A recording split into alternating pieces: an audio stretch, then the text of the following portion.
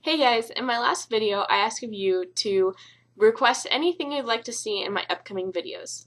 A huge request was college and what to do to prepare for college or anything about the college process. And I thought, well, better place to start than to talk about college applications and scholarship applications. So here we go. When deciding what colleges to apply for, the best thing to keep in mind is that you need two safety schools, two schools that you're very interested in, and then two goal schools. So the question you may have is, how do I decide what schools to actually apply for?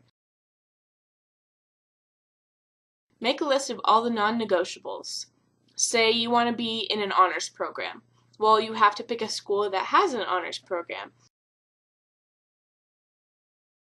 The high school I go to offers a ton of concurrent classes, and you can also get your associate's degree through the local junior college, and you can do so by taking concurrent credit classes at the high school and some night classes at the college. And if your credits don't transfer, then that's a huge problem for someone who's worked really hard, because not only does it save you a lot of money, it saves you a lot of time and a lot of effort, and you don't want to retake those classes again. So if you've taken any concurrent credit classes, make sure you talk to the advisors and know exactly what's going to transfer and what's not. Or what GPA do they accept? Do you have a 3.5 and they need a 4.0? Or do you have a 3.0 and you need at least a 3.2? That could be a goal school for you, but it's probably not the best to be your average school, and it's definitely not your safety school. If you have a 25 on your ACT, but the highest that they want is a 19, you can make that a safety school, no problem. But if they are looking for someone who had a 27 on their ACT and you only have a 25, that can be a goal school. And depending on your GPA and other factors, it could be an interest school as well. But something like that is great for a goal school.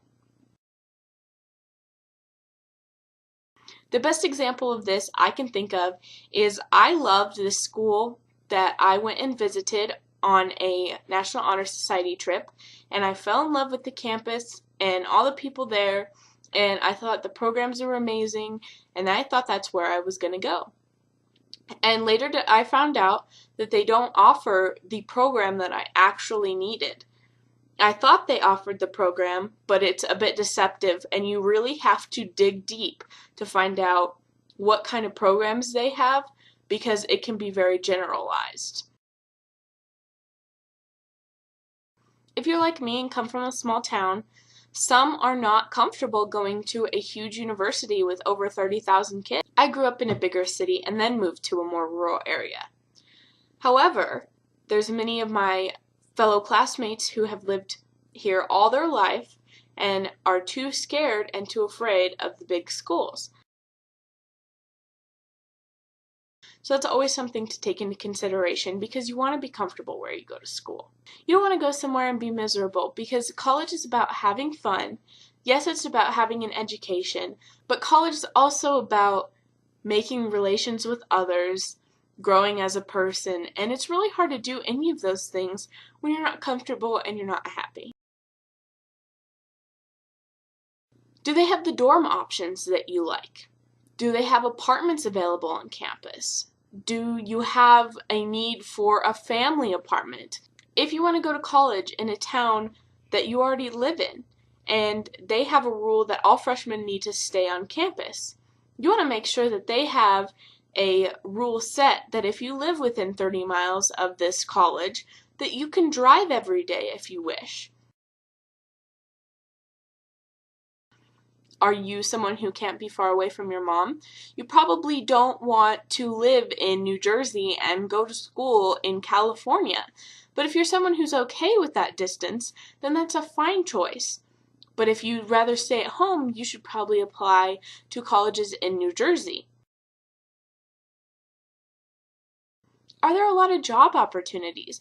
Do you have any opportunities with the school to get a job? You may need to pay for your car insurance, your gas. If your parents aren't providing everything for you, which is a good way to grow and to learn to grow up, then you have to have a job.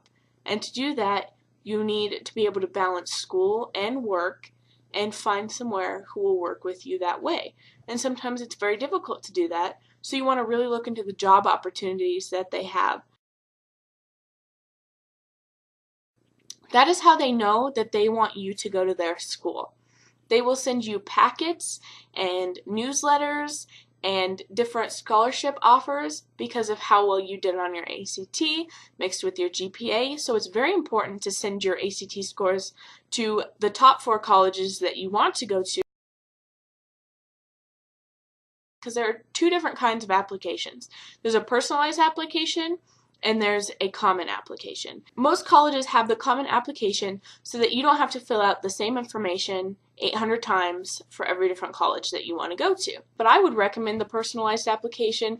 You have to pay to apply to these schools. You don't want to waste their time by looking at a common application. If you want to go into the music program, or if you want to be in the honors program, or if you need to be in the nursing program, there are different applications for each one of those things. So make sure you're filling out the correct application to apply for the school and then to apply for the program you want to get into. When you're in need of a transcript, just go to your counselor, ask them if they would please print off a transcript for you and mail it to the address needed. Get on ACT.com, make your login information, confirm who you are, and just send your ACT scores. It costs about $12 to send them. Most applications are extremely expensive and range from $35 to $120. Make sure you answer all of your questions. Is it too big? Is it too small? Are the dorms just right? You need to know so that you'll be successful there. So what do you do once you're accepted? To find all the scholarships you can and apply to those. Because the scholarships that they have to give out. They want that money to go out to someone. Don't be discouraged. It doesn't mean that you're not smart or that you're not worthy of the school, because everything happens for a reason, and that is not the school you were meant to go to. When you apply for housing, you apply for different roommates and you apply for different areas of the campus that you'd like to stay in. First come, first serve. Now if you're in certain programs, they will have certain dorms for you to stay in if you wish. And they'll also ask you for a down payment. It's very important that you pay the down payment, because until you pay this down payment, your housing application does not go through and does not register, and they will not count you as a student yet until it has been paid. Thanks for watching, guys. I really hope this helped you with your college application process. And if you have any other questions about college, go ahead and comment below and I'll do the best I can to help you. Don't forget to follow me on Instagram and Twitter and subscribe so you can see more videos, and give me any requests or any comments you have about this video in the comments below.